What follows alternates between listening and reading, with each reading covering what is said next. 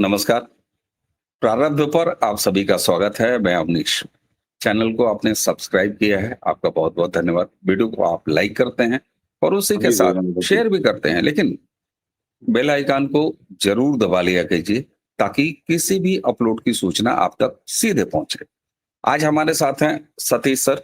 सतीश जी, बहुत-बहुत स्वागत। नमस्कार। नमस्कार अवनीश जी, दर्शकों को भी नमस्कार। सर, मैं अक्सर सवाल लेके आपके सामने आता हूं, लेकिन आज सवाल नहीं। आज सर मेरे सब पास एक पोस्टर है। ये पोस्टर ये कहता है, अखिलेश यादव इस पोस्टर में नजर आ रहे हैं, कहते हैं दिए और मोमबत्ती पर पैसा बर्बाद मत करो, क्रिसमस से कुछ सीखने चाहिए। एक तरफ ये कहते हैं सर, दूसरी तरफ बिहार में चुनाव है और वहां शहाबुद्दीन के उस तेजाबी लड़के ओसामा, जिसका नाम ही सब कुछ बता देता है, उसको रघुनाथपुर से टिकट मिलता है। इससे पहले तेजस्वी और लालू खानदान शहाबुद्दीन जिंदाबाद के नारे लगाता है। उत्तर प्रदेश और बिहार कभी भाई भाई की तरह गिने जाते थे। ये अलग बात है कि 2017 के बाद जब उत्तर प्रदेश ने अपने आप को समझा और योगी आदित्यनाथ की सरकार लाई, उसके बाद हम उत्तर प्रदेश में तो की रजा भी देख रहे हैं। लेकिन सर, बात सबसे ज्यादा मैथिली ठाकुर को टिकट देने पर हो रही है बिहार में। और यहाँ अखिलेश कह रहे हैं कि मोमबत्ती जलाओ, क्रिसमस का वेट करो, उससे सीखो। सर ये बताएं, ये लोग क्या जानते नहीं कि बहुसंख्यक की राजनीति करनी है इन्हें? ये पीडीए का दम भरते हैं। क्या इन्होंने अब हिंदू को दूसरे, तीसरे, चौथे, पांचवें दर्जे का समझ लिया है? टेकन फॉर ग्रांटेड है? ये इनकी भूल है या योजना? सर। हाँ, देखिए ना तो ये इनकी भूल है, ना इनकी ये योजना है। इसमें थोड़ा-सा सुधार करूँगा। ये योजना इनकी नहीं है, ये योजना किसी और की है और उस योजना को इम्प्लीमेंट कर रहे हैं ये। और उसके एक तरह से गुर्गे हैं, उसके नौकर हैं, उसके चपरासी जो भी आप कह लीजिए, ये उस योजना को फ़ॉलो कर रहे हैं क्योंकि ये लोग पॉलिटिकल लोग तो हैं ही नहीं। ना अखिलेश यादव कतई पॉलिटिकल है और ना ही तेजस्वी यादव पॉलिटिकल है। इसको ज़रा मैं बड़ी विपरीत बात कह रहा हूँ और जो समस्या आपने कही ये बड़ी समस्या है। इसको राजनीति के चश्मे से देखेंगे, हम फिर गलती करेंगे, फिर भूल करेंगे।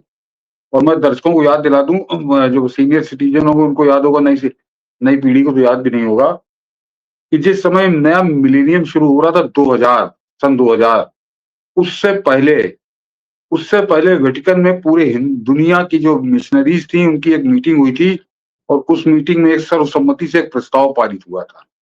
वो प्रस्ताव क्या था? वो प्रस्ताव ये था कि हमको, यानी ये जो मिलेनियम शुरू हो रहा 2000, ये जब खत्म होगा, यानी जब 2100 पे आएंगे, 100 साल का टारगेट लेके वो चले थे। इस 100 साल के अंदर हमें हिंदुस्तान के हर गांव में चर्च चाहिए। यानी हिंदुस्तान के हर गांव में चर्च का मतलब आप समझिए कि 50% से ज्यादा वो ईसाई को, हिंदुस्तान को ईसाई आबादी वाला देश को बना देना चाहते थे। और उन्होंने कोई घुमा फिरा के छुपा के नहीं किया था। ये उन्होंने अपना एजेंडा तय किया था कि हमारा 21वीं सदी में हमारा ये एजेंडा है कि जब ये पूरी हो तो हम हिंदुस्तान के हर गांव में चर्च हो, यानी 7 लाख से ज्यादा गांव हैं और हर गांव में चर्च। इसका मतलब समझिए कि ईसाइयत का कितने बड़े पैमाने पर प्रचार उनको करना है।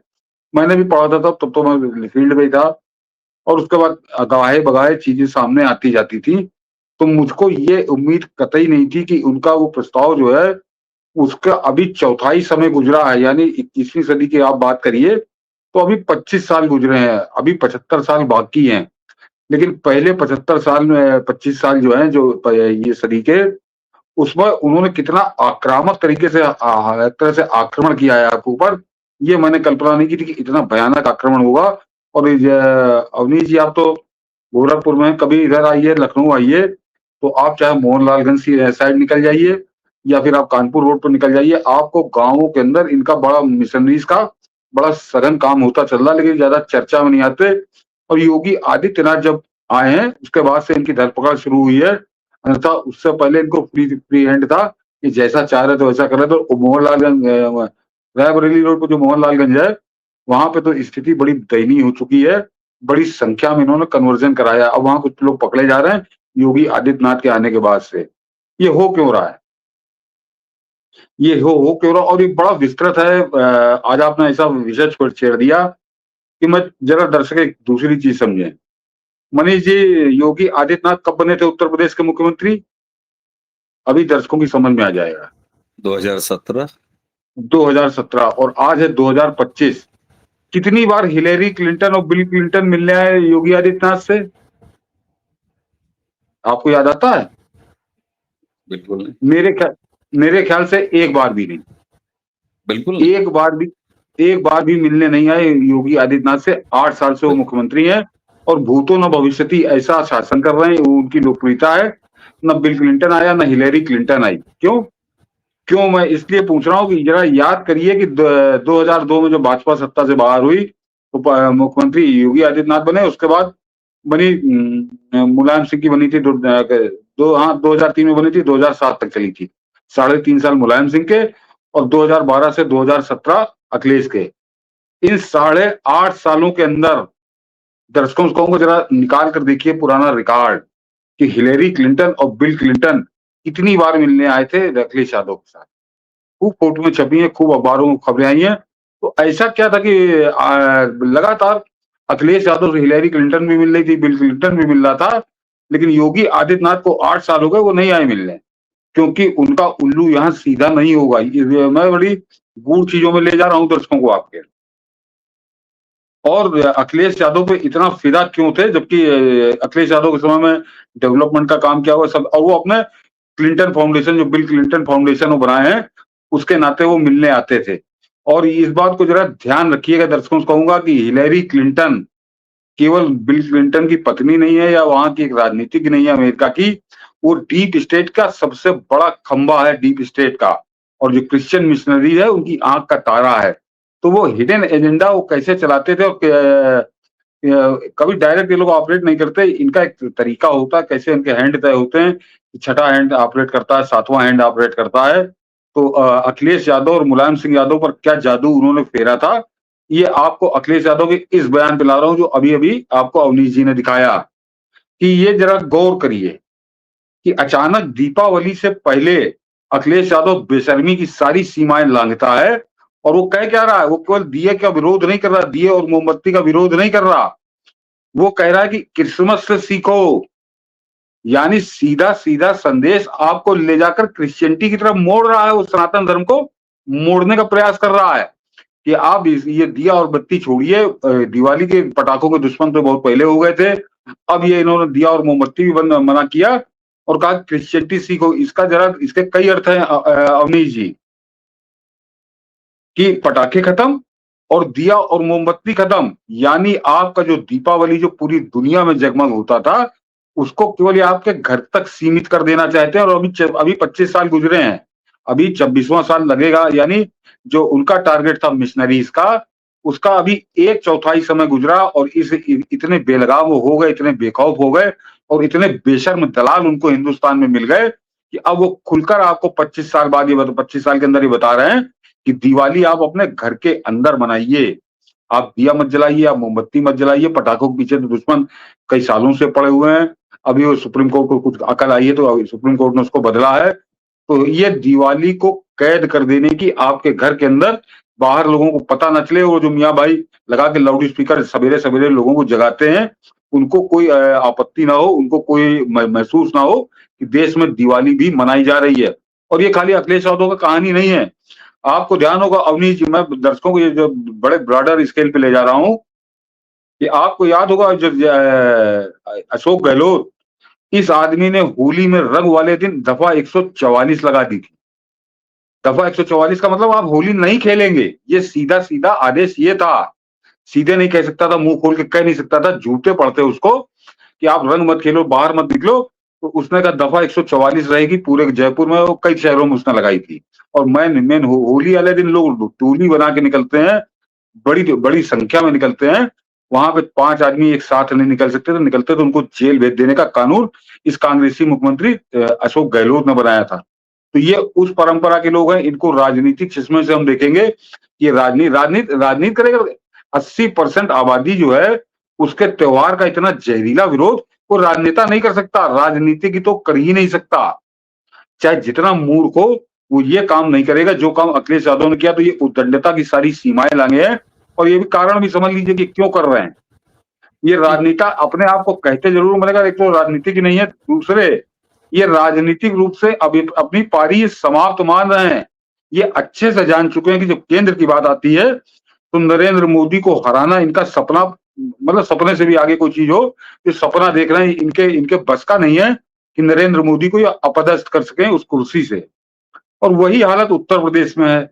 जब जिस समय योगी आदित्यनाथ से तुलना होती है, तो ये अखिलेश यादव तो छोड़ दीजिए, अखिलेश यादव समेत जितना नेता है विपक्ष का, जो अपने आप को नेता समझता है कि मैं विपक्षी नेता हूं, उसका कद योगी आदित्यनाथ के घुटने से नीचे नजर आता है। घुटने से नीचे, बराबरी तो छोड़ दीजिए, घुटने के नीचे नजर आते हैं।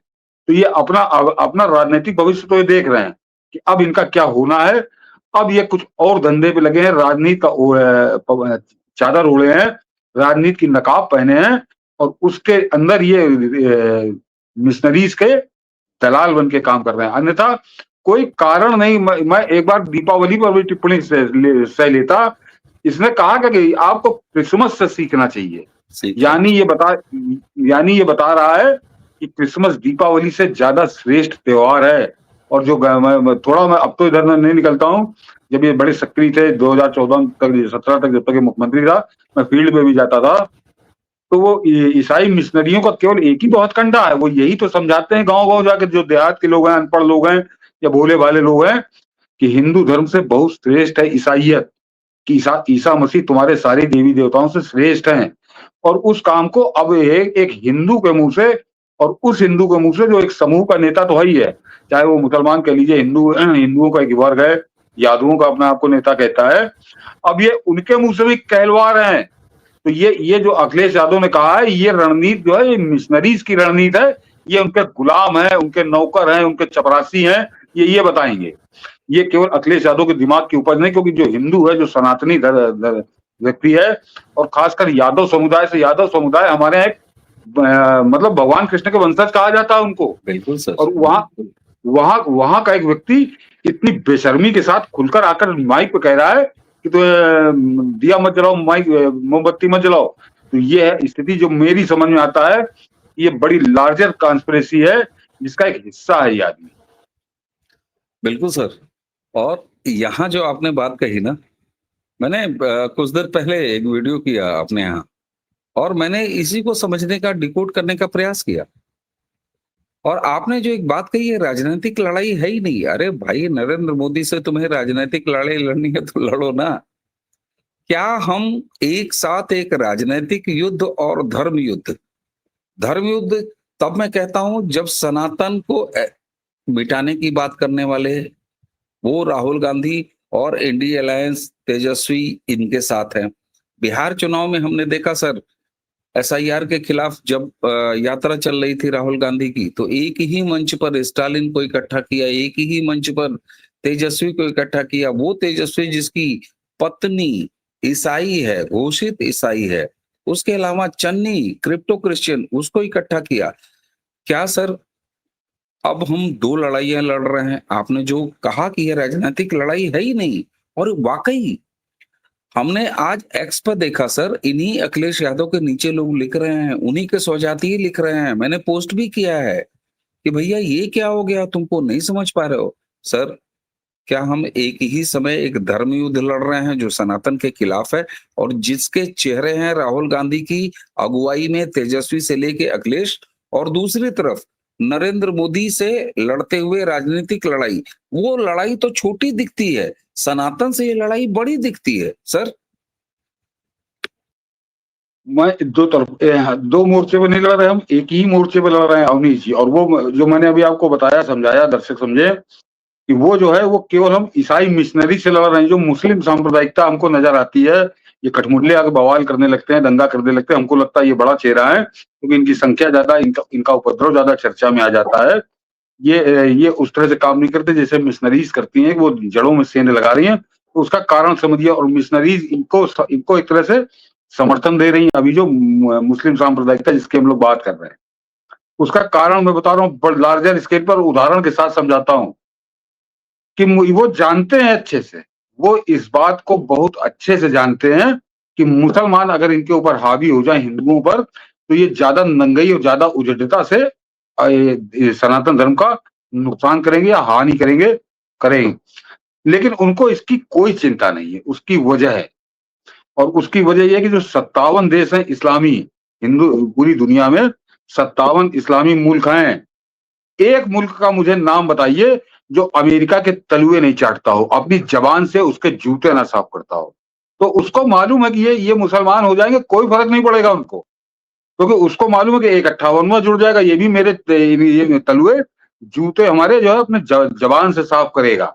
केवल हिंदू एक ऐसा सनातन धर्म है, और खासकर मोदी के नेतृत्व में हिंदू पूरी ताकत से खड़ा हो गया। और आज की तारीख में आज की लेटेस्ट खबर है कि वहां पे ट्रंप की दांतों को पसीना आ रहा है, जिस तरह से अमेरिका सड़कों पर निकला है। तो इनको वो मुद्दा ही नहीं मानते अवनी जी। तो हमको इनकी लड़ाई में उलझा कर, मैं फिर कह रहा हूं कि अपने इनसे लड़ने में उलझा कर वो सीक्रेटली अपना काम वो कर रहे हैं। और उनके जो दूत हैं, जो उनके ब्रांड एम्बेसडर हैं क्रिश्चियनिटी के, वो अखिलेश यादव जैसे लोग हैं। और अभी आपने तेजस्वी यादव का बयान किया कि तेजस्वी यादव की शादी ईसाई लड़की से हुई है। कभी सोचा किसी ने अवनीश जी कि तेजस्वी यादव से एक श्री राम कॉलेज में पढ़ने वाली दिल्ली की ईसाई लड़की, वो तेजस्वी यादव पे रीझ नहीं गई, रिझा दी गई। अब बहुत ज्यादा खुलकर नहीं बोलूंगा कैसे प्लांट किया जाता है। और आज से जरा 50 साल पहले चले जाइए, 52-53 साल पहले, जैसे राजीव गांधी के लिए सोनिया गांधी प्लांट की गई थी, वैसे ही ये प्लांटेड खेल है।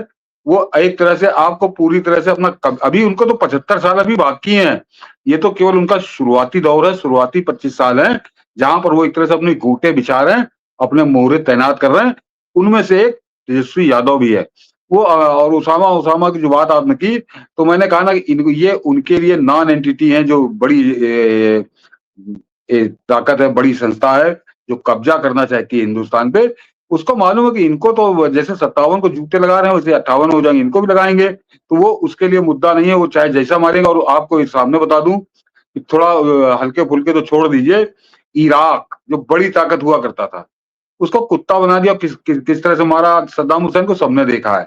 इराक के बाद अगर कोई बड़ी ताकत हुआ करता था सैन्य उसमें, वो कर्नल गद्दाफी, उसको सड़क पे घसीट के कुत्ते की मौत मारा। उसका तो बकायदा वीडियो है कैसे उसको सड़क पे मारा है, कर्नल गद्दाफी को मारा। उसके बाद अगर आप सैन्य शक्ति की बात करिए, तो तीसरा सबसे ताकतवर देश था सीरिया। सीरिया क्या हुआ, सब खत्म। और लफंगों के मामले में जो सबसे सर्वोपरि था इन 58-57 देशों में, वो फिलीपींस था।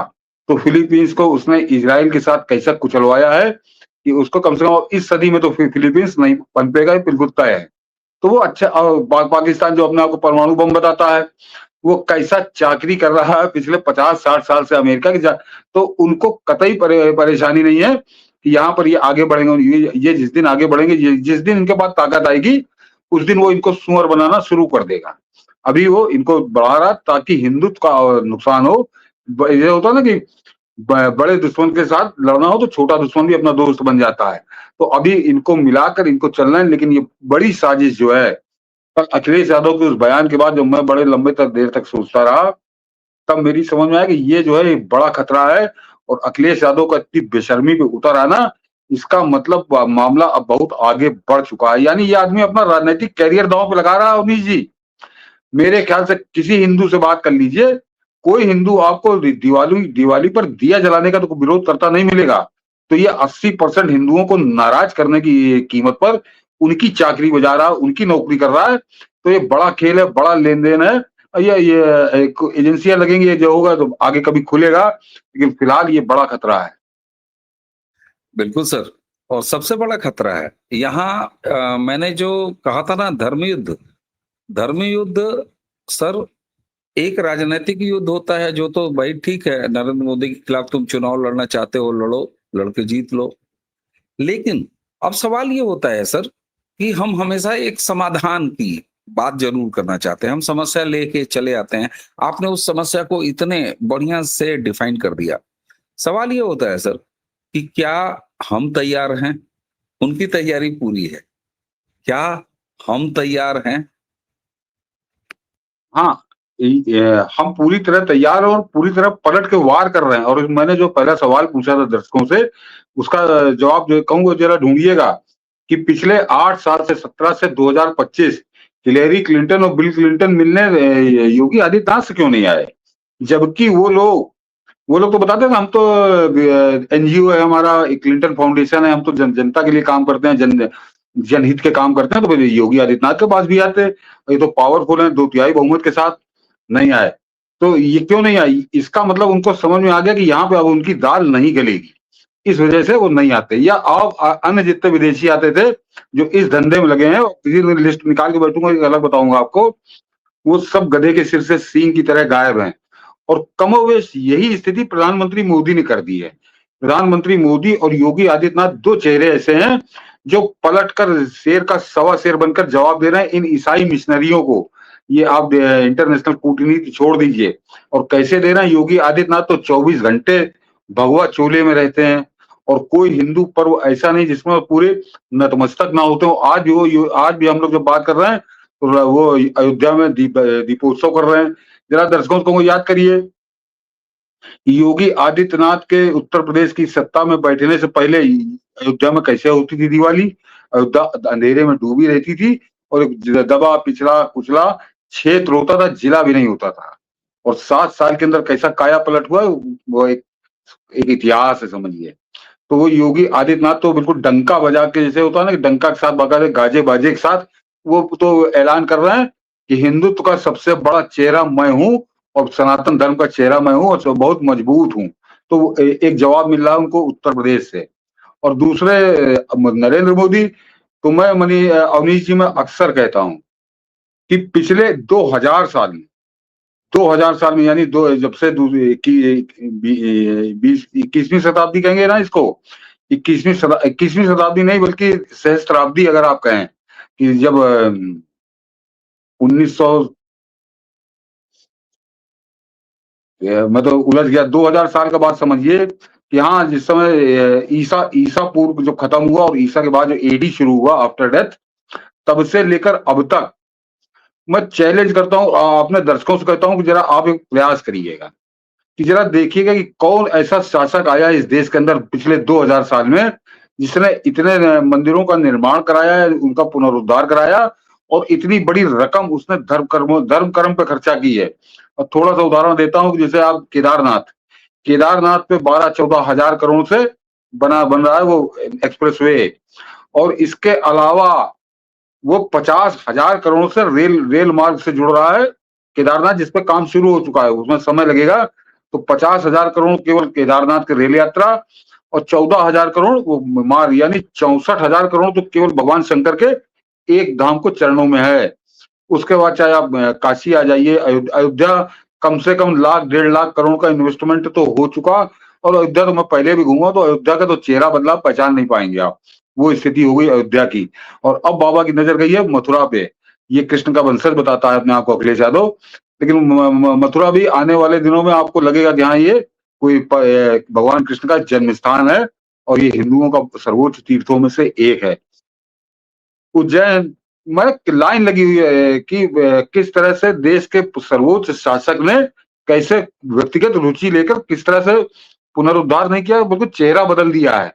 तो उन जो बैठी हैं ईसाई मिशनरियां, आप वेटिकन सिटी की बात करिए या और अड्डे बनाए हैं उन्होंने, जर्मनी में उनका बहुत बड़ा अड्डा है, उन सबको ये पता चल रहा है कि अब उनकी दाल नहीं गलेगी। यहाँ पे अब मैंने जो मोहनलालगंज बता रहा हूँ, योगी आदित्यनाथ ने गिरफ्तारियां शुरू कराई है, क्योंकि उसका कोई रिकॉर्ड नहीं आता, ना कभी सरकार उसका बात जिक्र करती है।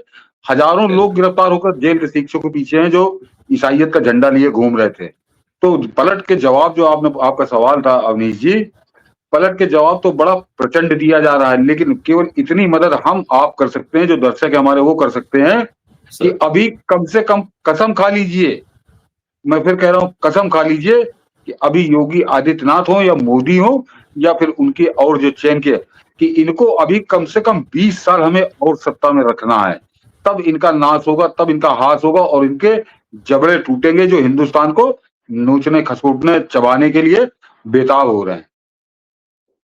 बिल्कुल सर।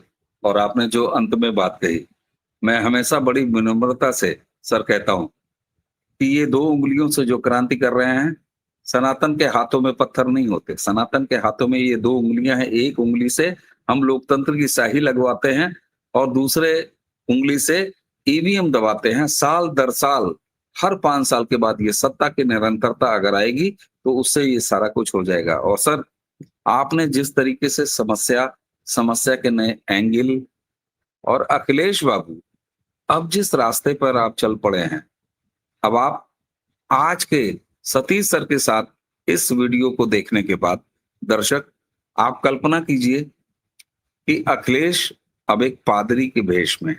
जी हाँ, ये चल रहा है, ये चल रहा है।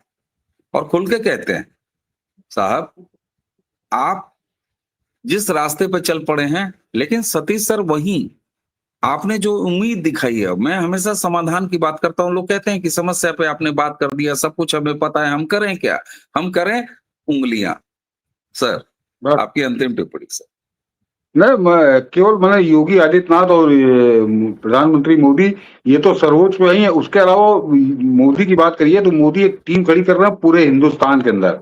आप आसाम का गौर करिए, हेमंत बिस्व शर्मा, उसने इनकी नाक में दम कर दिया है। इस टाइप के जो तत्व हैं वो उनका जीना हराम हो चुका है वो। और अभी आपने कल जो गुजरात में अवनीश जी वहां फेरबदल हुआ है, उसमें सबसे उल्लेखनीय फेरबदल जो है वो हर्ष संघवी, बिल्कुल नौजवान चेहरा है, और उसको डिप्टी चीफ मिनिस्टर देकर प्रधानमंत्री मोदी ने कद बढ़ाया है। क्यों बढ़ाया है? जरा दर्शक ध्यान नहीं देते होंगे, जरा चेक करिएगा कि हर्ष संघवी ने पिछले 2 साल के अंदर कमाल किया है गुजरात के अंदर। इस तरह के जो तत्व थे, जो सनातन धर्म के पीछे एक तरह से डंडा लेके लग गए थे या पूरा तलवार काट लेके कि काट डालेंगे, मार डालेंगे, उनको बहुत बुरी तरह से निर्दयता से निपटाया है हर्ष संघवी ने। मैं पहली जो क्वालिफिकेशन मानता हूँ या क्वालिटी मानता हूँ हर्ष संघवी की है कि सनातन धर्म का सबसे बड़ा रक्षक। तो उस नौजवान चेहरे को उन्होंने तैयार किया है। या अब ये मान के चलिए कि अगली बार जब भी गुजरात में परिवर्तन होगा तो गुजरात का मुख्यमंत्री हर्ष संघवी होगा। तो एक कतार खड़ी कर रहे हैं प्रधानमंत्री मोदी इन लोगों का मुंह तोड़ जवाब देने के लिए।